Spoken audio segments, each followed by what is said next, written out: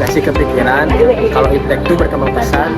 Nah, tapi kalau Indonesia masih punya ciri khas sendiri, itu tuh karena kita ada satu pondasi, apa sih pondasinya, yaitu Pancasila. Nah, jadi di sini kita bakal ngebahas secara ringan tapi juga berbobot. Yuk tonton videonya.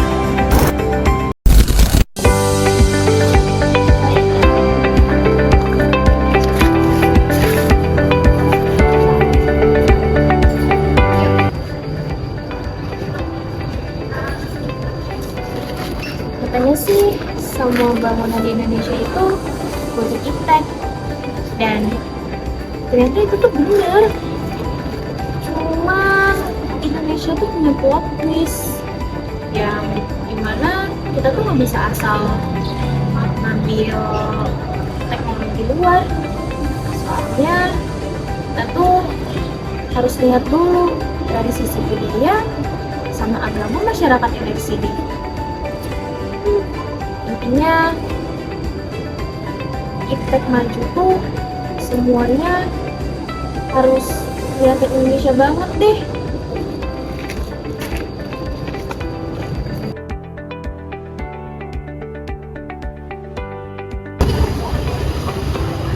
Nah, karena masyarakat itu beda-beda, maka dialog itu adalah kunci.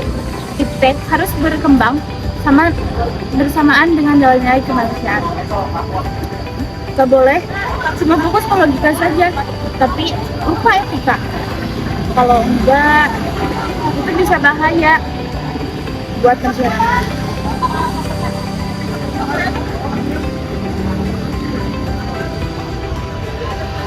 Makanya penting ada diskusi, kritik, dan keterbukaan kayak gini.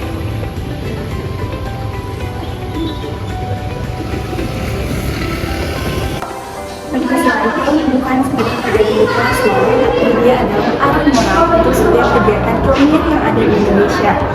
Kalau nilai iptek berjalan tanpa Pancasila, bisa kayak zaman Renaissance loh, maju. Tapi nilai kita kan hilang, dan Indonesia nggak mau kayak gitu.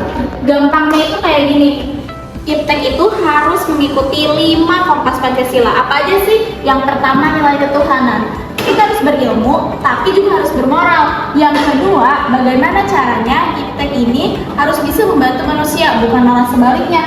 Yang ketiga, nilai persatuan, bikin bangsa makin solid. Yang keempat, kerakyatan, ilmuwan bebas berekspresi, tapi harus tetap demokratis. Yang kelima, nilai yang terakhir adalah nilai keadilan. Manfaat dari teknologi dan iptek ini harus bisa dirasakan oleh semua orang. Iptek itu perjalanan panjang dari Yunani kuno ke abad pertengahan, lalu ke Renaissance, sampai ke teknologi modern. Tapi Indonesia punya jalannya sendiri. Teknologi boleh modern, tapi harus tetap berakar pada Pancasila, supaya manusiawi dan beretika.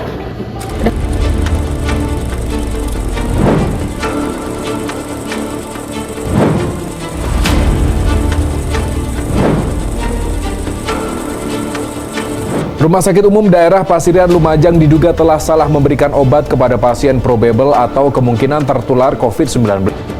Hey, cepetan, udah mau mulai. Mulai nih. Halo semuanya.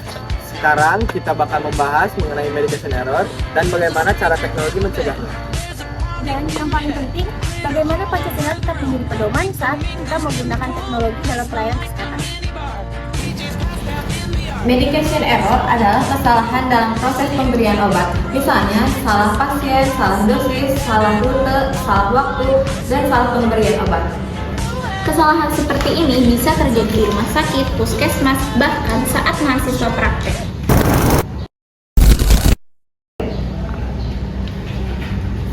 Nama pasien Rina, obat yang diberikan amoxicillin 500 mg.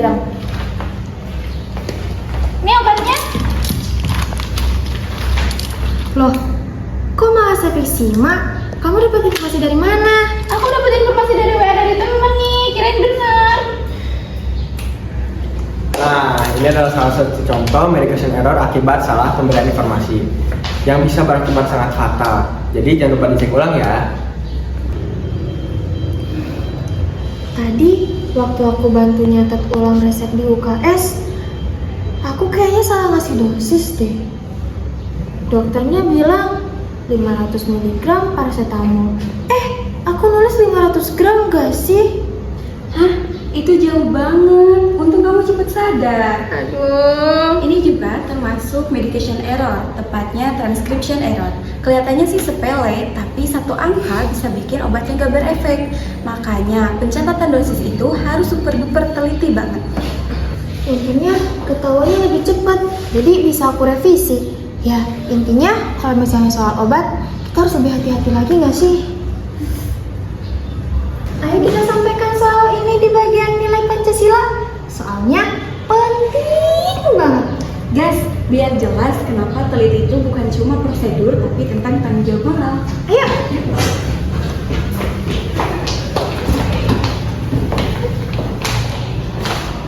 Terus apa sih hubungannya kasus tadi sama Pancasila? Yang pertama, ketuhanan yang Maha Esa. Kita harus berpegang pada etika profesi. Contohnya jujur, bertanggung jawab, dan tidak sembarangan memberi obat. Yang kedua, kemanusiaan yang adil dan beradab. Kesalahan memberikan obat dapat membahayakan pasien.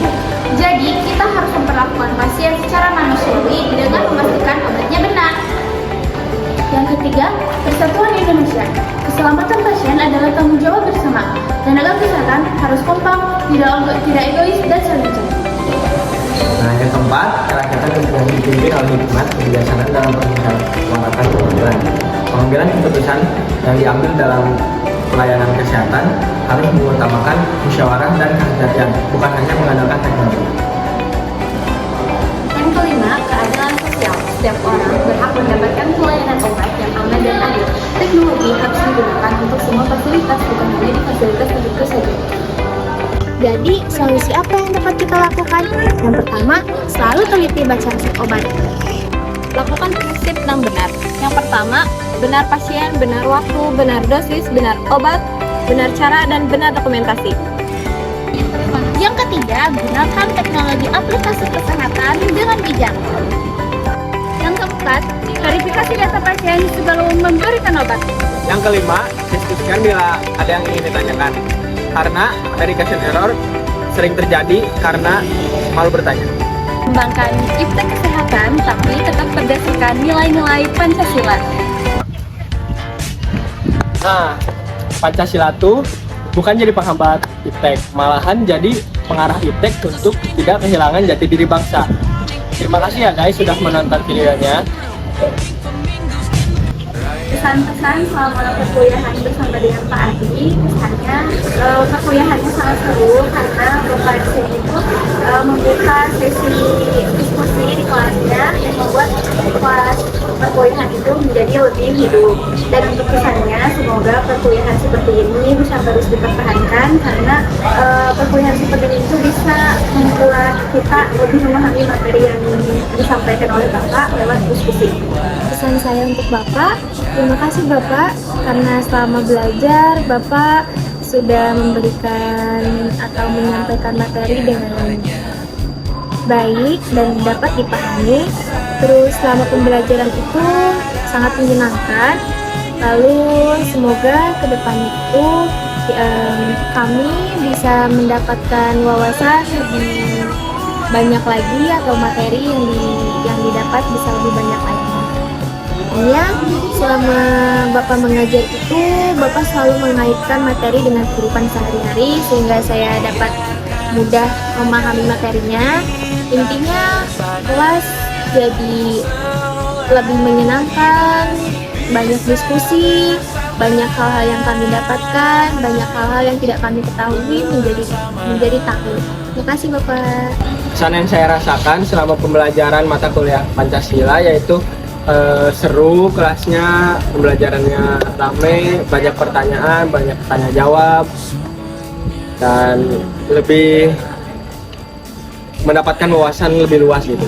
Nah, kesannya saya berharap Bapak membuka sesi diskusi antar mahasiswa dan pembahasan-pembahasan kedepannya lebih menarik lagi.